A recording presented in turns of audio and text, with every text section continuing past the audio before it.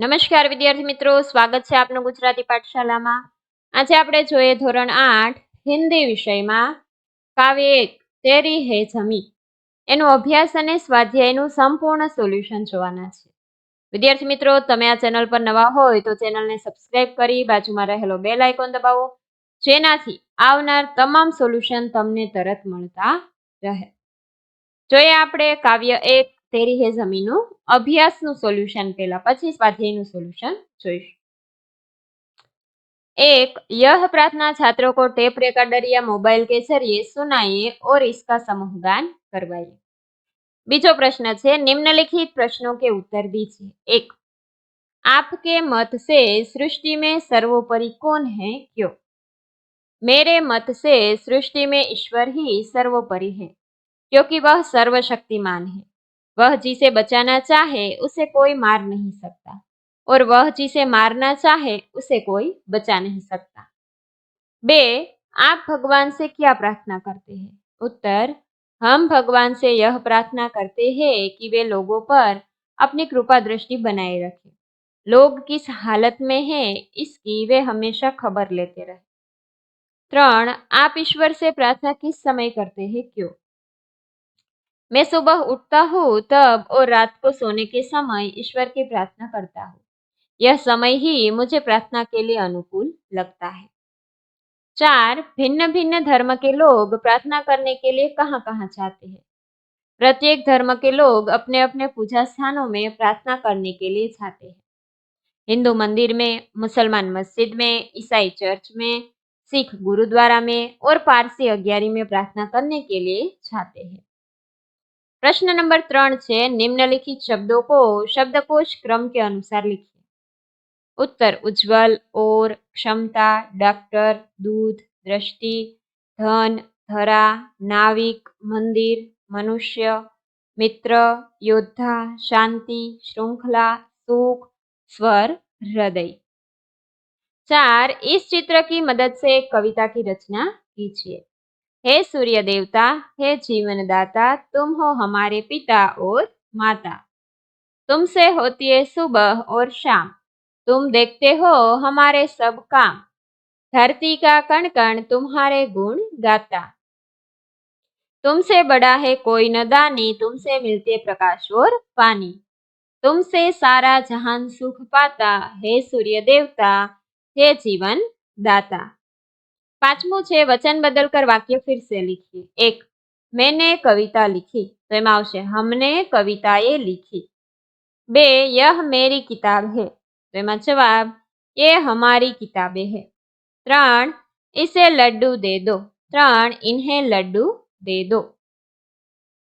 स्वाध्यायना प्रश्न જોઈએ. प्रश्न नंबर 1, निम्नलिखित प्रश्नों के उत्तर दीजिए. 1, कवि ईश्वर से क्या चाहते हैं? उत्तर, कवि चाहते हैं कि ईश्वर लोगों के अपराधों को क्षमा कर दे. वह हमेशा लोगों पर अपनी कृपा दृष्टि रखे. दुनिया के लोग किस हालत में हैं इसकी वह हमेशा खबर रखे और दुनिया पर आने वाली आफतों को दूर करे. 2, तू अपनी नजर हम पर रखना, ऐसा कवि क्यों कहते हैं? ईश्वर की इच्छा से ही दुनिया में हमारा जन्म हुआ है. उसी की कृपा से हमें यह शरीर और ये प्राण मिले हैं. हमारा जीवन उसी के भरोसे है, क्योंकि वही हमारा रखवाला है. इसलिए कवि ईश्वर से हम पर अपनी नजर रखने के लिए कहते हैं. 3, कवि किसे सबसे ताकत वाला मानते हैं, क्यों? कवि ईश्वर को सबसे ताकत वाला मानते हैं. ईश्वर सर्वशक्तिमान है, वह सब कुछ कर सकता है. वह जिसे चाहे उसे जीवन दे सकता है और जिसका चाहे उसका जीवन ले सकता है.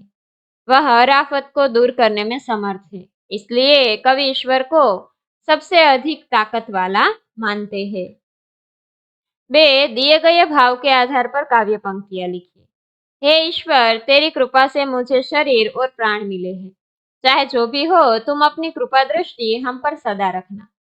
उत्तर, तेरी रहमत से हम सब ने ये जिस्म व जा पाए हैं.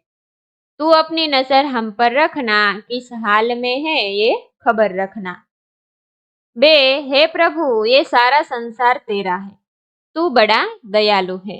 तू हम पर अपनी दया दृष्टि रखना. तेरी है जमी तेरा आसमान तू बड़ा मेहरबान तू बख्शिश कर। ત્રીજો પ્રશ્ન અપૂર્ણ કાવ્ય પૂર્ણ કીજીએ। मेरी प्यारी प्यारी गाय घर की राज दुलारी गाय। मेरी प्यारी प्यारी गाय घर की राज दुलारी गाय, जो भी देखे खुश हो जाए ऐसी न्यारी मेरी गाय। 4, यह गीत Hindi film the burning train से लिया गया है। तुमने इस प्रकार की और भी प्रार्थनाएं सुनी होगी, ऐसी ही कोई और प्रार्थना लिखो जो कि किसी फिल्म में हो। અહીં લખેલી છે હે માલિક તેરે બંદે હમ, એ સે હો હમારે કરમ। આની સિવાય તમે અન્ય પણ લખી શકો છો। આ પ્રાર્થના તમે ગાયેલી જ છે, સાંભળેલી જ છે।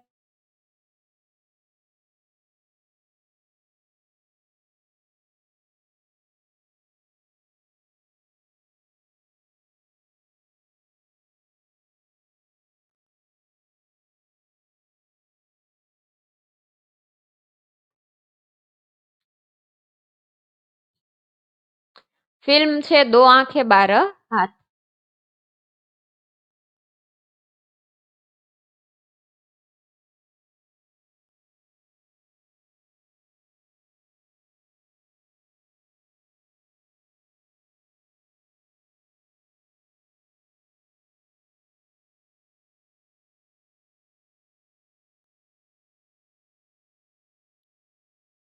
પાંચમું છે इस प्रार्थना को अपनी मातृभाषा में लिखिए।